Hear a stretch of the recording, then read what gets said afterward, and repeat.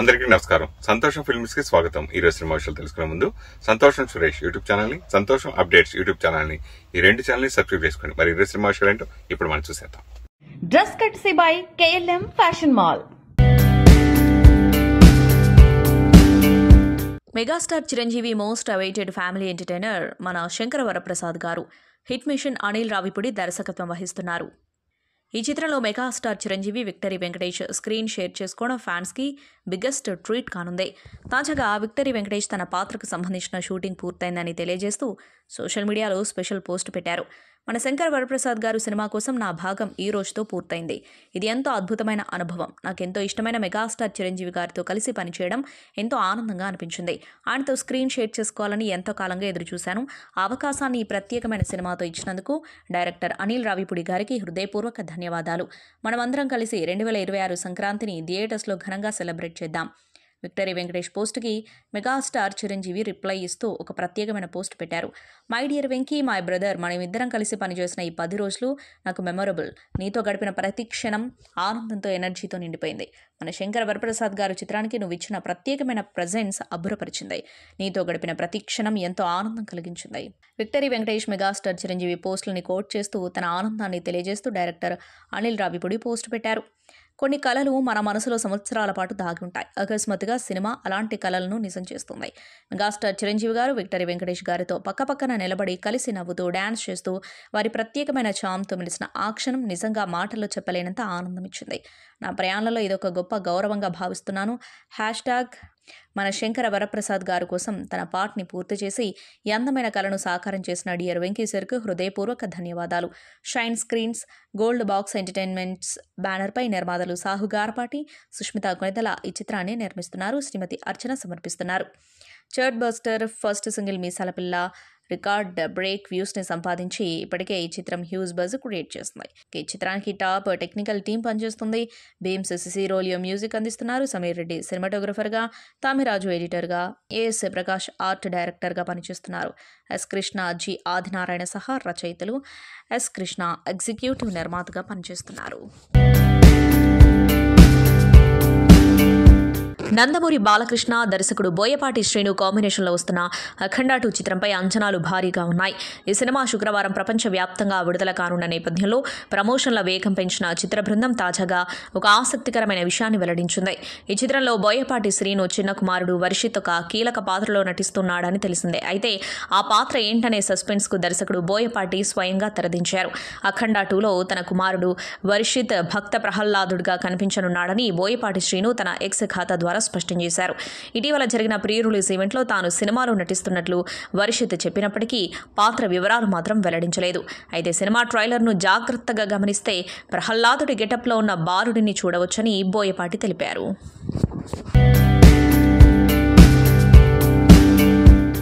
ప్రముఖ నటి సమాంత తాజాగా వైవాహిక జీవితంలోకి అడుగుపెట్టిన విషయం తెలిసిందే. ప్రముఖ దర్శక నిర్మాత రాజ్ నెడుమూరును ఆమె వివాహం చేసుకున్నారు. గత కొంతకాలంగా వీరిద్దరూ డేటింగ్లో ఉన్నారంటూ వస్తున్న వార్తలకు తెరదించుతూ కోయంబత్తూరులోని ఈషా ఆశ్రమంలో వీరి పెళ్లి వేడుక ఆధ్యాత్మిక వాతావరణంలో నిరాడంబరంగా జరిగింది. పెళ్లికి సంబంధించిన ఫోటోలు సోషల్ మీడియాలో వైరల్ అవుతూ ఉండగా రాజ్ కుటుంబంతో సమాంత దిగిన ఒక ఫ్యామిలీ ఫోటో అందరి దృష్టిని ఆకర్షిస్తుంది. రాజ్ సోదరి శీతల్ నెడుమూరు ఈ ఫోటోను పంచుకుంటూ శివుడి ఆధ్వర్యంలో ఈ పెళ్లి జరగడం ఆనందంగా ఉంది అని పేర్కొన్నారు.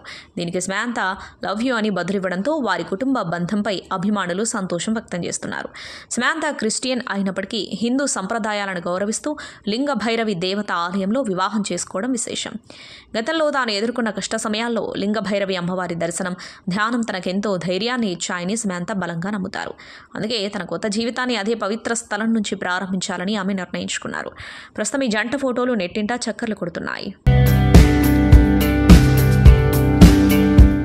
బాలీవుడ్ బాద్షా షారూఖ్ ఖాన్ నటనలో మాత్రమే కాదు చదువులోనూ మంచి ప్రతిభ కనబరిచేవారు. ఆయన అకాడమిక్ ప్రదర్శనను చూపే ఓ మార్కుల షీట్ ప్రస్తుతం సోషల్ మీడియాలో వైరల్ అవుతుంది.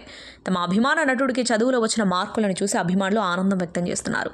ఈ మార్కుల షీట్ ప్రకారం షారూఖ్ ఖాన్ ఢిల్లీలోని ప్రఖ్యాత హాన్స్ రాజ్ కాలేజీలో 1985-88 మధ్య ఎకనామిక్స్లో డిగ్రీ చదివారు.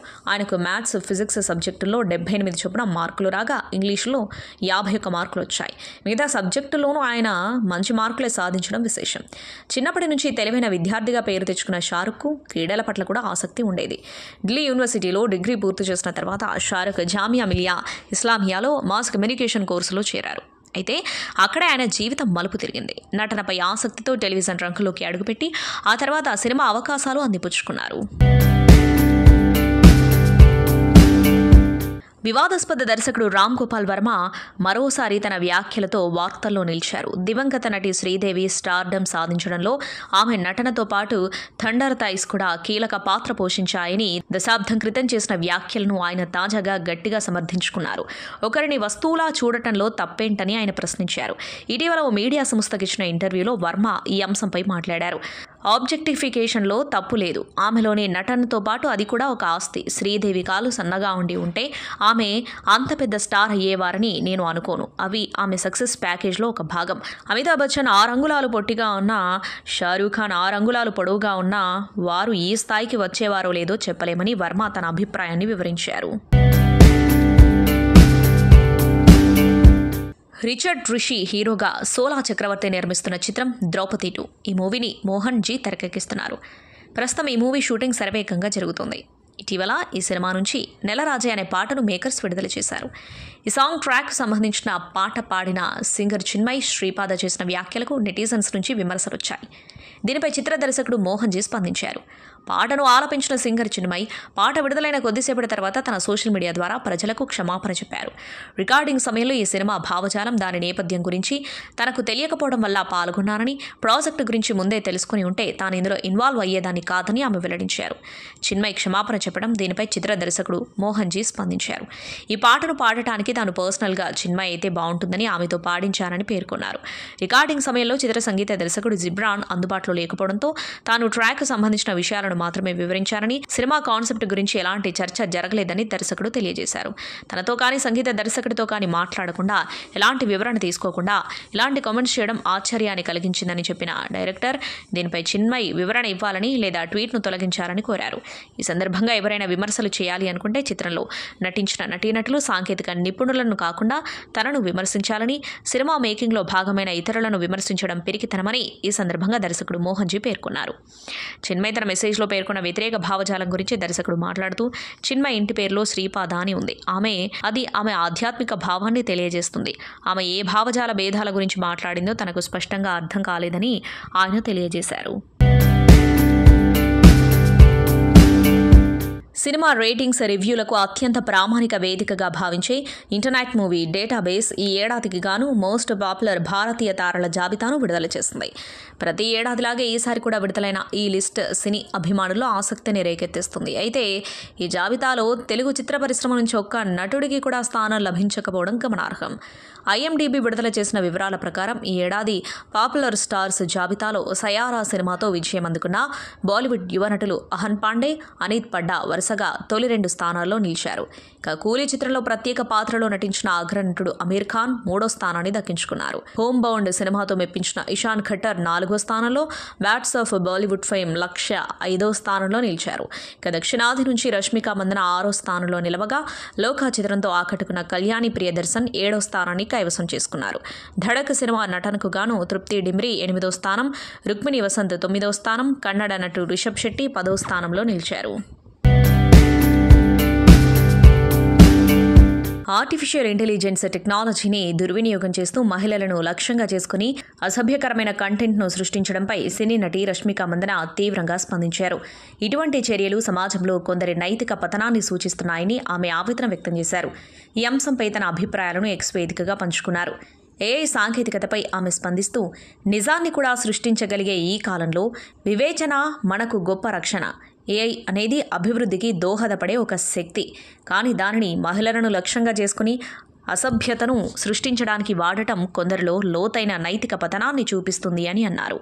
ఇంటర్నెట్ ఇకపై వాస్తవానికి అద్దం పట్టదు. అది దేన్నైనా సృష్టించగల ఒక క్యాన్వాస్గా మారింది. ఈ దుర్వినియోగాన్ని మనం అధిగమించాలి. గౌరవప్రదమైన సమాజ నిర్మాణానికి AIని ఉపయోగించుకోవాలి. బాధ్యతగా మెలగడం నేర్చుకోవాలి. మనుషుల్లా ప్రవర్తించని వారికి కఠినమైన, క్షమించరాని శిక్షలు విధించాలి అని రష్మిక తన పోస్టులో పేర్కొన్నారు. ఇండస్ట్రీలో పని గంటలపై కొంతకాలంగా చర్చ జరుగుతుంది. తాను రోజుకు 8 గంటలు మాత్రమే పనిచేస్తానని బాలీవుడ్ నటి దీపికా పదుకొనే స్పష్టం చేసిన విషయం తెలిసిందే. మిగతా రంగాల తరహాలోనే ఇండస్ట్రీలోనూ నిర్ణీత పని గంటలు ఉండాలనే అభిప్రాయాలు వ్యక్తమవుతున్నాయి. ఈ అంశంపై తాజాగా టాలీవుడ్ నటుడు దగ్గుబాటి రానా స్పందించారు. నటన అంటే ఉద్యోగం కాదని చెప్పారు. ఇన్ని గంటలే పని చేయాలని నిర్వచించడం కష్టమన్నారు. రోజుకు 8 గంటలు కదలకుండా కూర్చొని పనిచేస్తే అద్భుతమైన అవుట్పుట్ రావడానికి యాక్టింగ్ అనేది ప్రాజెక్ట్ కాదని వ్యాఖ్యానించారు. నటన అనేది ఓ లైఫ్ స్టైల్ అని, నటులు దీనిని నిత్య జీవితంలో భాగంగా చేసుకోవాలని సూచించారు. ఈ లైఫ్ స్టైల్ కొనసాగించాలా వద్దా అనేది పూర్తిగా ఎవరికి వారు నిర్ణయించుకోవాల్సిందేనని చెప్పారు. మిగతా రంగాలతో పోలిస్తే సినిమా రంగం భిన్నమైందని రానా గుర్తు చేశారు. ఇండస్ట్రీలో ప్రతి విభాగంలోనూ నటీనటులు భాగమైతేనే గొప్ప సన్నివేశాలు వస్తాయని రానా పేర్కొన్నారు. ఒకరోజు అదనపు షూటింగ్ కంటే రోజు కొన్ని గంటలు అదనంగా పనిచేయడం సులువని దుల్కర్ సల్మాన్ అభిప్రాయపడ్డారు. తెలుగు, మలయాళం, తమిళ ఇండస్ట్రీలో తన అనుభవాన్ని వివరిస్తూ మలయాళంలో ఉదయం షూటింగ్ ప్రారంభమయ్యాక ఎప్పుడు పూర్తవుతుందో ఎవరికీ తెలియదన్నారు. తమిళ ఇండస్ట్రీలో మాత్రం నటీనటులకు ప్రతి నెల 2 ఆదివారాలు సెలవిస్తారని వివరించారు. తెలుగు ఇండస్ట్రీ విషయానికొస్తే మహానటి సినిమా షూటింగ్ సమయంలో కొన్నిసార్లు తాను సాయంత్రం 6 గంటలకే ఇంటికి వెళ్లిన సందర్భాలు కూడా ఉన్నాయని దుల్కర్ సల్మాన్ గుర్తు చేసుకున్నారు. భారీ తారాగణం, పెద్ద ప్రచార ఆర్భాటం లేకుండానే బాక్సాఫీస్ వద్ద సంచలనం సృష్టించిన భారత యానిమేషన్ చిత్రం మహావతార నరసింహ ఇప్పుడు అంతర్జాతీయ వేదికపై సత్తా చాటేందుకు సిద్ధమైంది. ఏకంగా 300 కోట్ల వసూళ్లు సాధించి రికార్డు సృష్టించిన ఈ సినిమా 98వ ఆస్కార్ అవార్డుల బరిలో నిలిచింది. హోంబలే ఫిల్మ్స్ నిర్మించిన ఈ చిత్రానికి అశ్విన్ కుమార్ దర్శకత్వం వహించారు. విడుదలైన తొలి రోజు నుంచే మౌత్ టాక్తో అద్భుతమైన విజయాన్ని అందుకుంది. ఆధునిక యానిమేషన్ టెక్నాలజీతో నరసింహ పురాణం, విష్ణు పురాణంలోని ఘట్టాలను కళ్లకు కట్టినట్టు చూపించడంతో ప్రేక్షకులు బ్రహ్మరథం పట్టారు. థియేటర్లోనే కాకుండా నెట్ఫ్లిక్స్లో విడుదలైన తర్వాత కూడా ఈ చిత్రం రికార్డు స్థాయిలో వ్యూస్ దక్కించుకుంది. ప్రస్తుతం 98వ ఆస్కార్ అవార్డుల కోసం ఉత్తమ యానిమేషన్ ఫిల్మ్ కేటగిరీలో పోటీ పడుతున్న 35 చిత్రాల ప్రాథమిక జాబితాలో మహావతార నరసింహ చోటు దక్కించుకుంది. జనవరి 22న ప్రకటించే తుది నామినేషన్లో ఈ చిత్రం ఎంపికైతే ఆస్కార్కు నామినేట్ అయిన తొలి భారతీయ యానిమేషన్ చిత్రంగా చరిత్ర సృష్టిస్తోంది. ఇక ఈ నేపథ్యంలో ఇటీవల ఈ చిత్రాన్ని పాకిస్తాన్లోని కరాచీ స్వామి నారాయణ దేవాలయంలో ప్రదర్శించడం విశేషం. ఈ ప్రదర్శనకు వందలాదిగా తరలివచ్చిన పాకిస్తానీ హిందువులు వెండితెరపై నరసింహస్వామి కథను చూసి భావోద్వేగానికి గురయ్యారు. పురాణాల ప్రకారం హిరణ్యకశ్యపుడి స్వస్థలం నేటి పాకిస్తాన్లోని ముల్తాన్ అని, నరసింహ అవతారం అక్కడే జరిగిందని స్థానిక పండితులు చెబుతూ ఉండటం ఈ సందర్భంగా ఆసక్తిని రేకెత్తిస్తుంది. రివ్యూస్ రాసేవాళ్ళు చాలా సోషల్ రెస్పాన్సిబిలిటీతోనే రివ్యూస్ ఇస్తారనిపించింది. ఎందుకంటే ఆ మూవీ మేము చాలా చిన్న సబ్జెక్ట్ మీద చాలా డిఫరెంట్ ఎమోషన్స్ ఉండే, 4-5 మెసేజెస్ ఉండే మూవీలో. అవన్నీ మీరు నిజంగా అబ్జర్వ్ చేశారు. అంటే సినిమాని నిజంగా మీరు చూసి దాన్ని గురించి రాయడం అనేది మీరు ఇలానే ఉండండి ప్లీజ్, ఇలానే మీరు రీడింగ్స్ ఇస్తూ ఉండండి. ఎందుకంటే కరెక్ట్ మూవీస్. ఆ తర్వాత నేను కొంతమందిని ఫాలో అవుతున్నాను, వాళ్ళు కరెక్ట్గా ఇస్తారు. సో తీయాలని పెట్టాలని ఫోర్స్ఫుల్గా సినిమాలు తీసి ఫోర్స్ఫుల్గా పెట్టే వాళ్ళు కూడా మీరు కరెక్ట్గా చెప్తారు బుద్ధి. So I want to thank you this. ఎందుకంటే మీకు నేను చాలామంది వింటూ ఉంటా కానీ లేదు రివ్యూస్ రాయొద్దు ఫస్ట్ 3 days అది ఇది అంటారు. కానీ ఇది నిజంగా మాకు బాధ్యత పెంచుతుంది, ప్రొడ్యూసర్స్కి కానీ ఫిల్మ్ మేకర్స్కి ఎవరికైనా కానీ బాధ్యత పెంచుతుంది. ఎందుకంటే మీరు అలా చూసి కరెక్ట్ చెప్తూ ఉంటేనే ప్రజలకు నిజంగా ఏం చూపిస్తున్నాము అని చెప్పేసి ఒకసారి థింక్ చేసేది, అది అందరిలో ఆ రెస్పాన్సిబిలిటీ పెంచుతుంది. అందుకని మేము ఈ మూవీ కూడా డెఫినెట్లీ అదే రెస్పాన్సిబిలిటీ మీద మూవీని బిల్డ్ చేసాం. కొంచెం డిస్టర్బెన్స్ వచ్చింది మధ్యలో, కానీ we have stop the movie కొన్ని రోజులు అండ్ దాన్ని రీవర్క్ చేసుకొని కరెక్ట్గా నిజంగా జనాలకు చూపించేది ఏదే అనుకుంటున్నామో అది చాలా బాగా వెళ్ళాలి. అండ్ అవుట్ ఇంతకుముందు 2 మూవీస్ కూడా, ఫస్ట్ మూవీ చూసుకుంటే సైఫై థ్రిల్లర్ లవ్ స్టోరీ, కొత్త సబ్జెక్ట్ డిఫరెంట్ సబ్జెక్ట్ అనేసి నేను అది చేశాను. సెకండ్ మూవీ కూడా అదొక ఇమోషనల్, చాలామందికి ఇది చెప్పాలి. ఎందుకంటే నాకు చాలామంది పేరెంట్స్ మెసేజ్లు పెట్టారు, మేము పిల్లలకు చూపించలేనిది మీరు చూపించారు, కీప్ ద గుడ్ వర్క్ అని. ఇంకా ఓటీటీలో బ్రహ్మాండంగా నడుస్తుంది, మాకు డబ్బులు వస్తూనే ఉన్నాయి అవి. So that is something which inspired me. And ఇప్పుడు కూడా నేను మాస్ మసాలా నేను నిజంగా వెళ్ళాను, కాకపోతే ఇందులో కరెక్ట్గా ఒక ట్రై చేద్దాం, ఆ తర్వాత కావాలంటే చేద్దాం, మనకు ఆ జానర్ సెట్ అవుతుందా లేదా అనే ట్రయల్ బేసిస్గా నేను ఇది కొంచెం మోడరేట్ బడ్జెట్లోనే మంచి సినిమా అవుతుంది అనుకొని నేను ఇది స్టార్ట్ చేశాను. సో మధ్యలో ఇంకా స్క్రిప్ట్లో అది ఫస్ట్ విన్నప్పుడు లైనే ఉండే, డెవలప్ చేసుకుని స్టార్ట్ చేసినప్పుడు ఎంటర్టైన్మెంట్ వర్క్ బాగుండే, కానీ సినిమా మొత్తం ఫుల్ఫిల్లింగ్గా లేకుండే. సెకండ్ హాఫ్ అండ్ ఆల్ 2-3 సార్లు వర్క్ చేయాలన్నా కానీ అంతకుముందున్న డైరెక్టర్ వర్క్ చేశాడు, but it was not satisfying. So మేము నిజంగానే మూవీ ఇంకెటో వెళ్తుంది, బడ్జెట్ కూడా ఎటో వెళ్తుంది. మేము ఈ టైమ్స్లో మీరు లాస్ట్ ఇయర్ కూడా చూసారు, సినిమా రిలీజ్ చేయడానికి ప్రొడ్యూసర్స్ కష్టపడ్డారు, జనాలు థియేటర్లకు వెళ్తలేరు. అందులో మనం అనుకున్న బడ్జెట్ కన్నా 3 times మోర్ పెట్టేసాము. మనము హాఫ్ సినిమా కూడా కాలేదు. Plus it was not fulfilling, ఏదో మిస్సింగ్. దానికి ముందున్న team they were not cooperating, not working. So నేను అది తప్పనిసరిలో కొంచెం డిసిషన్ తీసుకోవాల్సి వచ్చింది. అంటే ఎక్కడికి వెళ్తున్నామో మనం ఈ డబ్బులు అట్లీస్ట్ మనం చిన్న ఎంతమంది 100 మంది పని చేస్తుంటారని, 1000 మంది ఫ్యామిలీస్ సినిమాల మీద డిపెండ్ అయి ఉంటారు. వాళ్ళకి ఇస్తలేము మనం. వాళ్ళు కొట్లాడుతుంటే 10%, 20% కూడా ఆలోచిస్తున్నాం. సో ఇమాజిన్ ఒకరిద్దరు తప్పులు చేసిన దానికి మనం 3 times, 4 times, 5 times బడ్జెట్ పెడుతున్నాం. So as a producer I couldn't take that, I couldn't see that. ఎందుకు నేను అంటే మనం చేసేది ఎందుకు వేరే వాళ్ళకి కూడా హెల్ప్ చేయాలా, ప్లస్ మనం లాభాల్లో పడాలి, ఇంకా సినిమాలు కంటిన్యూ చేయాలని. అంతేగాని ఒక్కడి వల్లనో ఇద్దరి వల్లనో నేను సినిమాని స్టేక్లో పెట్టదలుచుకోలేదు. ఇంతమందికి మనం కష్టపడుతున్నాం ఇయ్యనికే, ఇక్కడ ఒకరిద్దరు తప్పులు చేస్తే నేను ఎందుకు అనేసి జనరల్గా డిసిషన్స్ తీసుకోరు, కొంచెం టీమ్ని చేంజ్ చేయాలనేది. నేను చాలా 3-4 times వార్నింగ్ ఇచ్చి చేంజ్ చేసిన, ఆపిన, మళ్ళీ రైటర్స్ని పెట్టుకొని నేను కరెక్ట్ చేసుకున్నా. ఇది నేను హానెస్ట్గా చెప్తున్నాను, నేను సినిమా చేసింది ఎవరినో మోసం చేయాలని కాదు, ఎవరినో తీసిపడేయాలని కాదు, ఎవరికో చూపించాలని కాదు, సినిమా మీద ప్యాషన్తో వచ్చి చేశాను నేను. సో నేను నాకు ఒక కాల్లో కథ చెప్పారండి, జస్ట్ 1 line చెప్పారు. I really like that 1 line. So డీటెయిల్గా కథ విన్నామని I came to their office, I went to their office. But వెళ్ళంగానే ఆ రోజే కాస్ట్యూమ్స్ అన్నీ వేసి అన్నీ లుక్ టెస్ట్ అంతా అయిపోయింది. వాళ్ళు ఆల్మోస్ట్ ఫిక్స్, ఓకే సార్ ఎల్లుండి నుంచి షూట్, 2 daysలో షూట్ అని చెప్పారు. అది నాకు ఇంకా క్యారెక్టర్ ఏంటి, నేను యూజువలీ కొంచెం టైం తీసుకుంటా, I want to understand the character, అలా చేయాలని నేను ఫాలో అవుతాను. బట్ ఈ సినిమా అలా జరగలేదు, చాలా ఫాస్ట్గా స్టార్ట్ అయింది. తర్వాత slowly I understood what everybody is going through. So now that you said, so స్లోగా నాకు అనిపించింది దిస్ ఇస్ సింకింగ్ బోట్.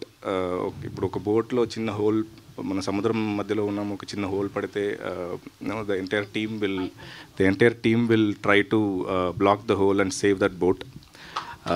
అలాంటి ఒక బోట్లో నేను కూడా ఉన్నానని I feel very happy. And I'm sure it's not a boat, we built a very strong ship.